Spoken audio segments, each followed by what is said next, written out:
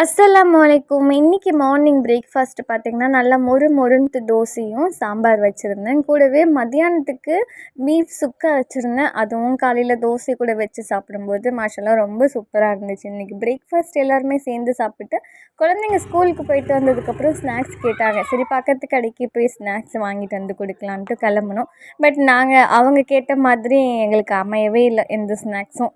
எது பார்த்தாலும் இது பிடிக்கல அது பிடிக்கலன்னு சொல்லி வந்துட்டாங்க. ஸோ அதுக்கப்புறம் ஃபைனலாக வீட்டுக்கே வந்து நானே வந்து நல்லா சூப்பரான ஸ்நாக்ஸ் செஞ்சு கொடுத்தேன். நல்லா குட்டி குட்டியாக சப்பாத்தி அவங்களோட சைஸ்க்கு ஏற்ற மாதிரி செஞ்சுட்டு அது கூட வந்து சாக்லேட் ஸ்ப்ரெட் தான். இதை நான் வீட்லேயே செஞ்சது.